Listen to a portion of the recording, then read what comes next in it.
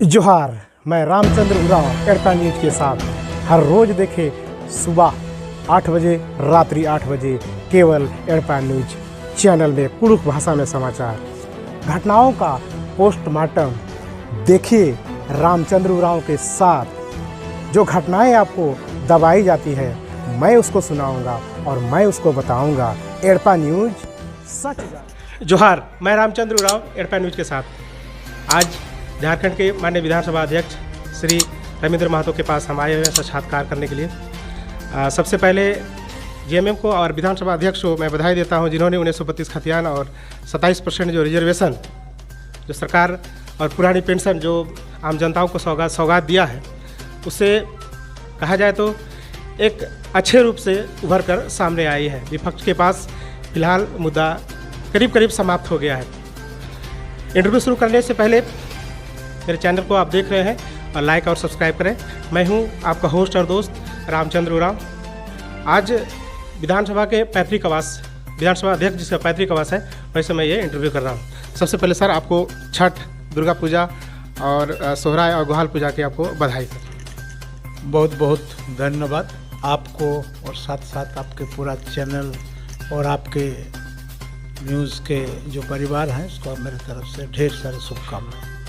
चलिए सर, पहला सवाल सर, आपको मैंने देखा कि मझलाडी में आपने डिजिटल एक क्लास का उद्घाटन कर रहे थे। शिक्षा के लिए सबसे क्रांति की बात है। और फतेहपुर में अभी डिग्री कॉलेज आपने बनाया है, अभी तक बंद है सर, वो कब तक चालू हो जाएगी? देखिए, शिक्षा के क्षेत्र में सही मायने में हम लोगों को जितना आगे जाना चाहिए था हम लोग नहीं जा पाए हैं, और जिसका नतीजा या रिजल्ट हमारे झारखंड में जितने विद्यार्थी पढ़ रहा है, अध्ययन कर रहे हैं या अध्ययनरत हैं, उन पर पड़ता है। तो हम लोग का प्रयास है कि झारखंड के बहुत सारे विद्यार्थी उच्च शिक्षा प्राप्त करने के लिए हमारा प्रदेश के बाहर पलायन करते हैं या जाते हैं। काफ़ी पैसा भी खर्चा होता है और बहुत सारा मेधावी विद्यार्थी पैसा के अभाव में पढ़ भी नहीं पाते हैं। और ये एक बात भी सही है कि जब तक हम शिक्षा के क्षेत्र में आमूल चूल परिवर्तन नहीं करेंगे तब हम झारखंड को आगे नहीं ले जा सकते। इसलिए हम लोगों का प्रयास है कि आज जितना आधुनिक और अत्याधुनिक शिक्षा व्यवस्था का आधारभूत संरचना है उसको गांव और ग्रामीण के बीच लाने का प्रयास है, ताकि गांव और ग्रामीण में बसे हुए मेधावी छात्र छात्रा अल्प व्यय में वो विद्या अध्ययन कर सके। सर, ये 1932 आप लोगों ने जो लागू किया, अभी उसमें विधानसभा में बहस होना है। इसके बाद वो बिल जाएगी राज्यपाल के पास, लेकिन बीच में ये हवा उड़ाया जा रहा है कि ये खारिज हो जाएगा, ये लोकसभा राष्ट्रपति इसको खारिज कर देगी। इस पर आपकी क्या राय है? देखिए, आखिर देश के जो कुर्सी पर बैठे हुए हैं, चाहे महामहिम राज्यपाल हो, माननीय राष्ट्रपति, महामहिम राष्ट्रपति महोदया हो, सारे लोग एक उत्तरदायित्व और संवैधानिक अधिकार और संविधान की रक्षा के लिए सारे लोग बैठे हुए हैं। और जिस तरफ से शंका उड़ाया जा रहा है, ऐसा बात नहीं है। इस चीज़ में सच्चाई है। इस विषय को उच्च पद में बैठे हुए तमाम संवैधानिक व्यक्ति इसको एहसास करते हैं, महसूस करते हैं। इसलिए इस तरह का जो भावना फैलाने का है, ये व्यर्थ प्रयास है।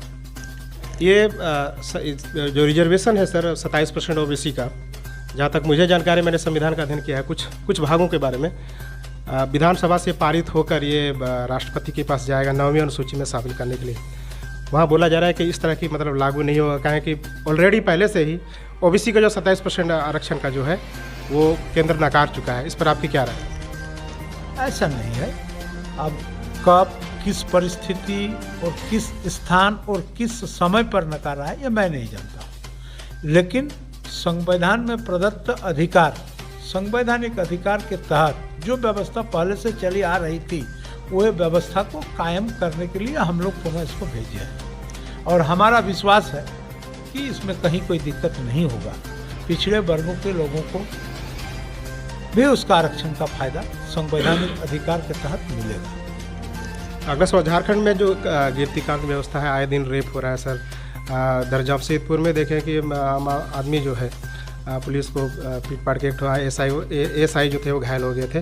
मतलब कहीं ना कहीं बार बार जो भाजपा सरकार जो विपक्ष में बैठी हुई है कानून व्यवस्था पर सवाल उठाती है। इस पर आपकी क्या राय है? नहीं, देखिए, इस पर अगर आपको सही मायने में अध्ययन करना है तो पहले जो पुलिस के रिकॉर्ड है उसमें कितना चोरी हुआ, कितना लूट हुआ, कितना डकैती हुआ, कितना मर्डर हुआ, कितना रेप हुआ, तमाम चीज़ को आपको देखना पड़ेगा। और आज जितना हुआ है उसको भी अध्ययन करना पड़ेगा। अभी पहले से अगर बढ़ा हुआ है तो हो सकता है कि तब तो हमको मानना पड़ेगा, आपके बात पर दम है। और आप मान लीजिए पहले भी हुआ है, आज उससे नगण्य है, कम है, तो आपको मानना पड़ेगा कि कानून व्यवस्था में सुधार हुआ है।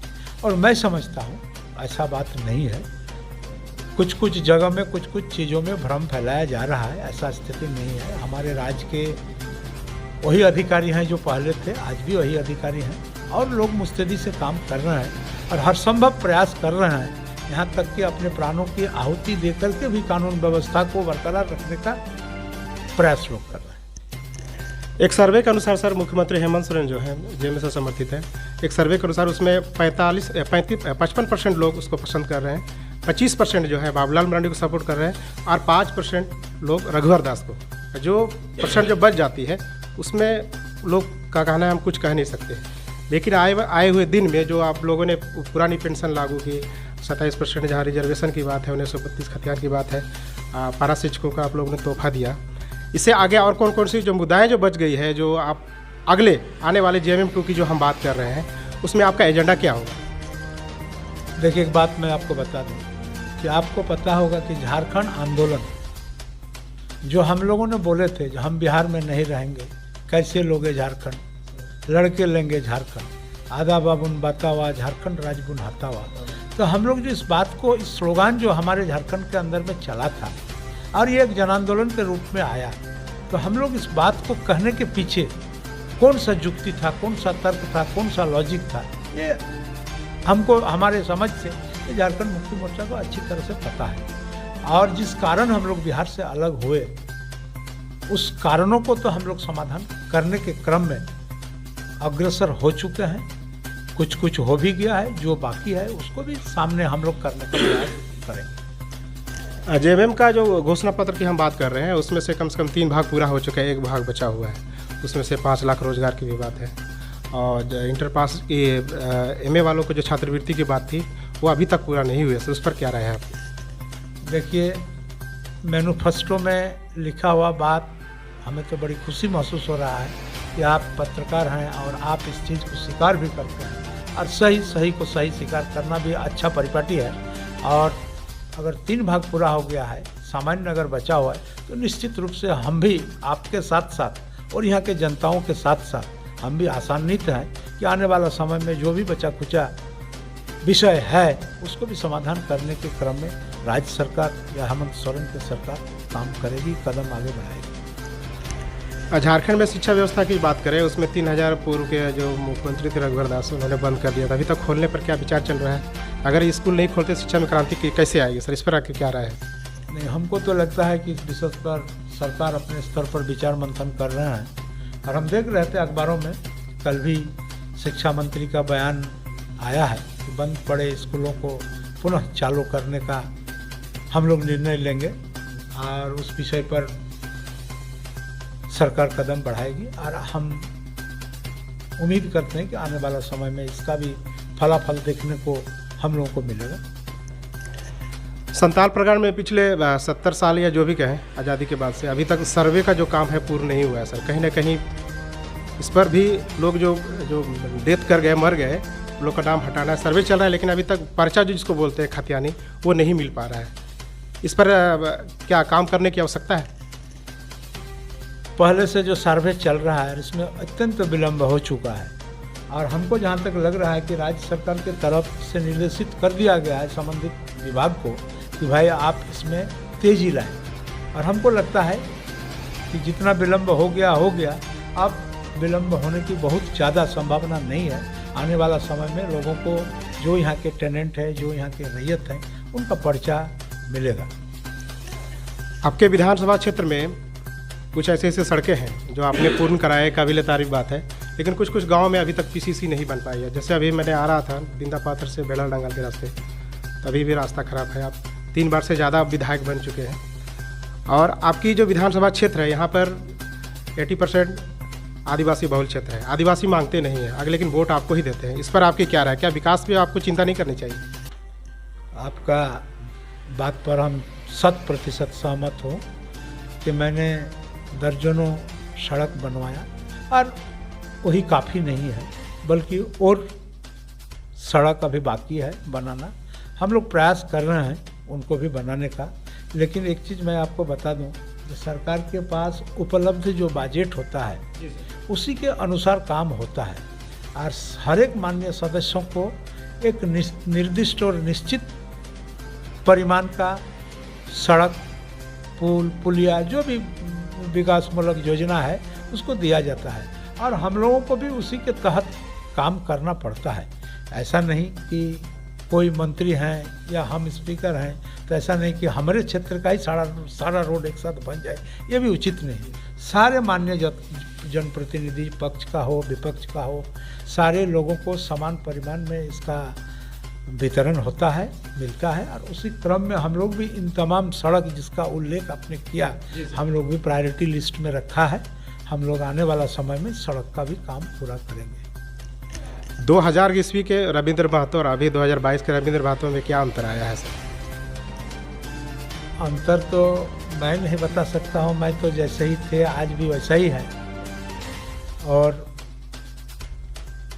अगर आपको स्मरण होगा, आप अगर 2000 के पहले अगर हमारे क्षेत्र के साथ परिचित होंगे और आज अगर हमारा क्षेत्र को आप देख रहे हैं तो मुझे कहने की ज़रूरत नहीं होगा कि पहले का रविंद्र महतो और आज के का रविंद्र महतो का क्या अंतर है। आपको खुद ब खुद वो पता चल जाएगा। अगर नेक्स्ट टाइम 2024 के बाद चुनाव होती है, जेएमएम पार्ट 2 यदि आती है, अभी आप विधानसभा अध्यक्ष हैं, तो क्या आप विधानसभा के अध्यक्ष या मंत्री बनना चाहेंगे? ऐसा नहीं है। देखिए, कोई कुछ बनना चाहे ऐसा नहीं होता है।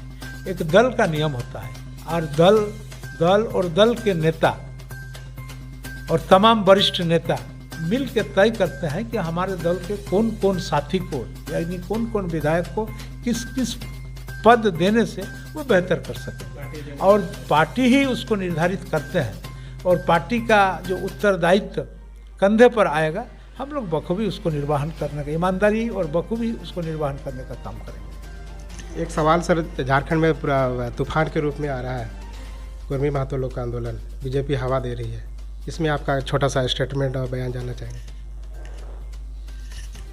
देखिए, इस पर तो मान लीजिए आंदोलन तो जन्म सिद्ध अधिकार है, सारे लोग अपना हक हकूक़ के लिए आंदोलन करते हैं, ये कोई नहीं है। अब विचार करने में जो लोग बैठे हुए हैं वो लोग निश्चित रूप से इस पर अपना विचार करेंगे और फलाफल देखने को मिलेगा। अभी आपने विधानसभा अध्यक्ष रविंद्र महतो का बातचीत सुना, हमको लगता है कि उन सारे सवालों का जवाब मिल गया होगा जो आप चाह रहे थे। मैं सर को धन्यवाद देता हूं, आप इसी तरह से काम करते रहें और जनता का मार्गदर्शक बने। आज का इंटरव्यू यहीं समाप्त करते हैं। सर को जोहार सर। धन्यवाद बहुत बहुत। इसी तरह आप मेरे चैनल में बने रहें, लाइक और सब्सक्राइब करें ताकि अच्छे अच्छे नेताओं और विधायकों से जो जन मुद्दे हैं, जो घटनाओं का पोस्टमार्टम बोलते हैं, वो आपको देखने के लिए मिलेगा। अपने होस्ट और दोस्त रामचंद्र उरांव को विदा दीजिए। सबको जोहार।